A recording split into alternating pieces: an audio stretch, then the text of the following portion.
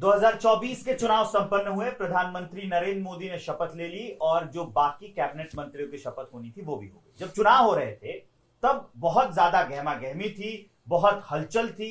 कई लोग पार्टियों से अपना चुनाव लड़ रहे थे, उनके सिंबल पे चुनाव लड़ रहे थे। लेकिन कुछ प्रत्याशी 2024 के लोकसभा चुनाव में ऐसे थे जो अपनी साख पर चुनाव लड़ रहे थे, जो अपने दम पर चुनाव लड़ रहे थे, जो बिना किसी पार्टी के सिंबल पे चुनाव लड़ रहे थे। उन्हीं में से एक पूर्णिया से जीते पप्पू यादव जी हमारे साथ हैं। जीत गए चुनाव। बहुत बहुत धन्यवाद। अकेले कूद गए थे। चुनाव कहाँ से जीत जाएंगे भाई, जनता जीतती है ना, अब व्यक्ति थोड़े जीतता है, उसकी आइडियल और विचारधारा जीतती है, परिस्थितियां हीरो बनाती है कोई। और आप परिस्थिति को कैसे एंजॉय करते हैं, दिस इज द इम्पोर्टेंट। आप मौका अवसर सबको मिलता है, परिस्थिति मौका सबको देती है, लेता कौन है। अब कोरोना में पप्पू यादव को अवसर चुनना था, हमने चुन लिया, पूरे इंडिया की मदद की, सबकी सेवा की। बाढ़ में पप्पू यादव कमर से ज्यादा पानी में रहते हैं। नहीं यहाँ तक के पानी, छाती से ऊपर। जी। तो अवसर चुनना होता, अवसर तो सीएम को भी चुनना चाहिए, पीएम को चुनना चाहिए। वो लोग घर में बैठे रहे, ताली थाली बजवाते रहे, टॉर्च जलवाते रहे। सब नेता को डर था कोरोना मार देगा, सबको कोरोना का डर था और हम कोरोना को डरा रहे थे। जनता हम 4000 लाश अपने हाथ से उठाए, 4000 से ऊपर अस्पताल हम गए। ना मेरे मुंह में कोई मास्क था, ना हाथ में कोई ग्लव्स था, सरे हुए लाश हम उठा के जलाते थे। हम तो पहले ही कह दिए थे कोरोना नथिंग, हमने तो पहले ही कहा था बूस्टर डोज मत लो, ट्वीट किए हुए हैं हम। अवसर से याद आया, मैंने सुना आपके पास अवसर है कांग्रेस की ओर से, कांग्रेस के प्रदेश। अच्छा एक बात बताइए ना, मैं हवा पानी में, कांग्रेस एक आइडियोलॉजिकल पार्टी है और बहुत पुरानी पार्टी है, उसको कोई परवाह नहीं पड़ता कौन आना है किसको जाना है, वो अपनी गति में चलता है और अपने बिल्कुल नेशन के प्रति उनकी आइडियोलॉजी है। और वो नेशन के 140 करोड़ लोगों का भला कैसे हो, उसकी तरक्की कैसे हो, उसकी बात के अलावा दूसरी कोई बात नहीं है। उसमें पप्पू यादव जो है सो है। आप किसी चीज़ को उठा करके कहीं से उठा करके देखो तो कांग्रेस के अलावा ये 10 सालों में आपने इनका कोई एक चीज़ बता दो तो, कोई स्कूल का नाम बताओ जो कि इन्होंने खोला है, कोई आईएम का नाम बताओ, कोई आईआईटी का नाम बताओ, कोई ऐसी फैक्ट्री का नाम बताओ। सारे ऑटोमोबाइल बाहर चले गए, 3500 फैक्ट्री बाहर बंद हो गई। अभी यूरोप का एक फैक्ट्री यहाँ लगना था, वियतनाम चला गया। चाइना की टोटल फैक्ट्री वियतनाम चली गई। सॉफ्ट कॉर्नर का क्या, हम कोई सॉफ्ट कॉर्नर किसी के प्रति नहीं है। जो सच है मैं सच बोल देता हूँ। कांग्रेस अध्यक्ष बनने वाले हैं, नहीं बनेंगे भैया। मतलब हमको अपने मियाँ मिठू, हमको न ज्योतिषाचार्य हैं, हमको न आस्था। अच्छा हमको एक बात बताइए, हमको तो दो सीट मिल गया था, हमको तो एमपी और एमएलए दोनों हम बाप बेटा चुनाव लड़ लेते मधेपुरा से। हमने तो मधेपुरा सुपौल दोनों छोड़ दिया। हमको तो टिकट दे दी गई थी, ऑफर कर दिया गया था और हमने तो कह दिया था जान दे देंगे पर पूर्णिया नहीं छोड़ेंगे। और मेरा जीत था और हमने इंडिपेंडेंट लड़ा। हम चौथे बार इंडिपेंडेंट है। आप हिंदुस्तान में कोई एक बार के बाद कोई इंडिपेंडेंट एमपी आज तक बना हो तो उसका नाम बता दो, सिंगल बार। एक बार कोई बनता है, दोबारा नहीं बनता है भैया। जान देने से मुझे बात है, ये रेजिग्नेशन देने की बात आप क्यों कर रहे हैं? रेजिग्नेशन देने की खबर चल रही है कि अगर राम राज्य नहीं लौटा पूर्णिया में तो 3 महीने के मैंने तो कहा गलत आदमी को हटना होगा। किसी की जिंदगी में दखल देने नहीं देंगे, कोई कास्ट क्रिएट नहीं होने देंगे, कोई हिंदू मुसलमान नहीं होने देंगे, नफरत की राजनीति नहीं चलने देंगे। मैं एकदम बहुत आप बड़ा बोल्ड है। चुनाव से एक दिन, जिस दिन वोटिंग होनी थी उस दिन पहले आपने कहा कि एकदम कफन बांध के निकलो। भैया इसमें कोई नया बोल्ड तो नहीं बोलते हैं भैया। ऐसा तो नहीं है कि एमएलए एमपी बने तभी बोल्ड बनते हैं। यूनिवर्सिटी लीडर थे तब भी बोल्ड बनते थे, उसके पहले भी आनंद मार्ग स्कूल में पढ़ते थे तब भी। और जो संस्कार परिवार ने दिया है और जिस परिवार से, जिस समाज से आते हैं और जिस समाज के हर वर्गों ने, आज सर्व समाज ने जो ताकत, अब हमारे चुनाव में आप अंदाजा करो ना, पूर्णिया में भैया 2 बार पीएम गए, जुबराज के अहंकारों ने वहाँ 4 दिन रहे, 27,000 वोट लाया, नीचे से वोट लाई वो। सीएम साहब 3 दिन वहाँ पर रहे, कैंप किए। तो आप अंदाजा करो कि मेरे खिलाफ entire mafia, entire system, PM CM विपक्ष सब थे।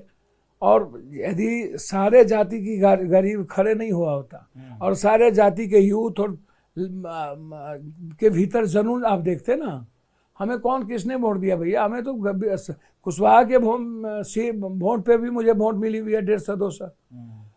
कोई पूर्णिया को मैंने क्यों चुना या मेरा जिद क्यों था पूर्णिया?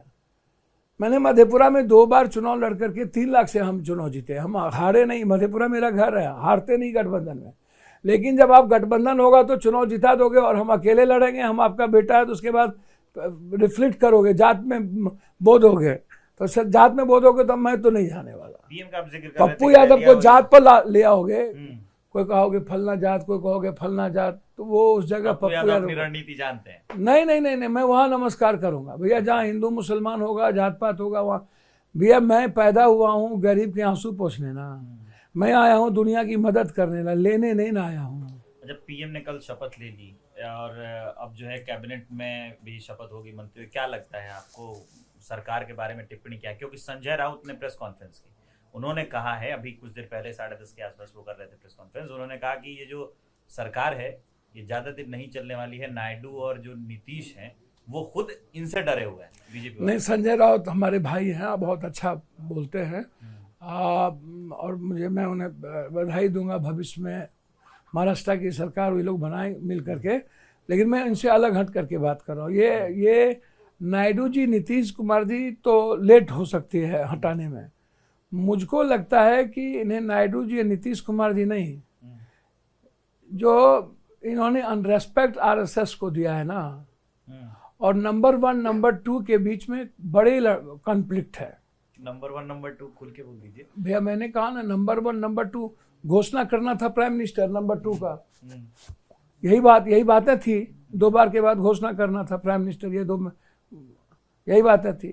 और आरएसएस के साथ जिस तरह का अनरेस्पेक्ट हुआ, या राम मंदिर के सवाल पर या इन लोगों के सवाल पर, आपको क्या लगता है कि ये जो इंटरनल कॉन्फ्लिक्ट है ये कितने दिन चलने देंगे? नरेंद्र मोदी जी कितने दिन पीएम रहेंगे? सबसे बड़ा सवाल मेरा यहाँ है। मेरा सवाल, चंद्रबाबू नायडू तो स्टॉलवर्ट पर्सनैलिटी हैं, उसको कोई चैलेंज नहीं कर सकता। The completely ideological man, iron man, और उसको कोई डिगा नहीं सकता। और वो जहाँ से चुनाव लड़े हैं वो अधिक माइनॉरिटीज का जगह है। आप इसको आप समझ लीजिए। ये जो आप सोचिएगा जगन है वो नहीं है, आप इसको मान के चलिए। इसीलिए चंद्रबाबू नायडू हो सकता है लेट हो जाए, लेकिन ये जो नंबर 1 नंबर 2 के बीच भैया, नीतीश कुमार जी को तत्काल हो सकता है कि उनके इर्द गिर्द के लोग कुछ दिन चलिए टपा ले, इर्द गिर्द के लोग। लेकिन नीतीश कुमार का नेचर नहीं है, स्वभाव नहीं, वो गांधीयन थॉट के लोग हैं। और गांधी और अंबेडकर का मूर्ति, ये भी बयान दिया कि ये जो चंद्रबाबू नायडू हैं और नीतीश कुमार हैं ये गांधी और अंबेडकरवादी हैं कंप्लीट रूप से। ये ह्यूमन है, ये कंप्लीट सेकुलर आदमी है। संजय राउत ने एक और इसमें दिया है बयान, उन्होंने कहा कि जो जीतन राम मांझी हैं उन्होंने राम का अपमान किया था और फिर उनको इन लोगों ने शपथ दिला दी, तो सही ये उन्होंने राम का अपमान है। संजय राउत का भैया उन्होंने सही कहा, और जीतन राम मांझी ने अपमान नहीं किया था। वो जो उनको सच लगता है, जो पढ़े थे वो बता दिया। लेकिन जब राम के अपमान के कारण ही, जब बिना सनातन हिंदू संस्कृति के ही राम मंदिर का निर्माण हुआ हो, तब ना सभी जगह जहां जहां राम गए सब जगह ये हार गए। चित्रकूट से लेकर के चारों तरफ हार गए। राम जहां गए, राम एक सीट ये नहीं जीते हैं, आप उठा करके देख लो। अच्छा, बिहार तो अब की बार जो बनी है ये सरकार, इसमें बिहार की अहम भूमिका है, कई मंत्री भी बनाए गए हैं, जेडीयू भी अच्छे किरदार में। क्या लगता है बिहार के लिए? नहीं, इनको मंत्री नहीं बनना चाहिए था। इनको सबसे पहले यदि बिहार के प्रति वफादार रहते, और जिस तरीके से बिहारियों ने इन लोगों को सम्मान दिया, और हमारे युवराज के एरोगेंसी के कारण आज राहुल गांधी जी पीएम नहीं बन पाए, अन्यथा 26 सीट मिलती। 26। कौन है नाम? युवराज सबको पता है, उसमें छोड़िए, नाम ले लीजिए। अब मैं चाहूंगा उनका दिल बड़ा हो, आगे हम लोग चीजों को सुधार पाए। और कोसी गायब, सीमांचल गायब, मिथिला गायब, मगध गायब, छपरा गायब। कन्हैया जी को निकाल देना, कन्हैया एमपी होते। सिवान में साबुद्दीन साहब की पत्नी को टिकट नहीं देना, आज वो एमपी होते। हमारी रोहिणी जी एमपी होती। तो जिस तरीके से हुआ वो गलत था। इसीलिए मैं आपको इन लोगों को तो गलती किया, पहले विशेष राज्य का दर्जा लेना चाहिए था इन लोगों को, और इन लोगों को विशेष पैकेज का डिमांड बोलते कि पहले विशेष राज्य करिए। और नीतीश कुमार जी का जो ड्रीम प्रोजेक्ट है जो कांग्रेस ने लाया नीतीश जी के साथ मिल करके, कांग्रेस ने क्या लाया? कांग्रेस ने लाया सबसे ज्यादा 69% जो आरक्षण दी, जिसके खिलाफ थे ये लोग, और जाति जनगणना जो लालू यादव कांग्रेस और नीतीश कुमार मिलकर लाए। तो कहते कि पहले जाति जनगणना करा लो और 69% आरक्षण दे दो, अग्निवीर को समाप्त करो किसी भी कीमत पर। अग्निवीर पे क्या टिप्पणी है आपकी? अग्निवीर को खत्म करना चाहिए, इनको पुनर्विचार करना चाहिए, टिप्पणी क्या होना है?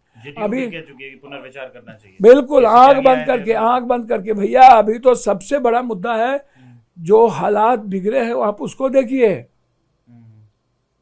सारे 4 तारीख के पहले 4 तारीख को सारा रिजल्ट आउट कर दिया नीट्स का। ये इससे ज्यादा बड़ी घटना नहीं हो सकती। 17 19 जो 18 कितना था, नहीं 67 को एक ही नंबर पर, और उसके बाद 20 बच्चे मर गए हैं कोटा में, आत्महत्या कर लिया है, छत से कूद गया है, 2 का तो वीडियो वायरल है। सर आप क्या कर रहे हैं हिंदुस्तान में? क्वेश्चन आउट हो जाता है, कोई पूछने वाला नहीं है। मैं तो ओथ के साथ दागूंगा इसको, मैं पूछूंगा पूरी तरह से। गजब बात कर रहे हो।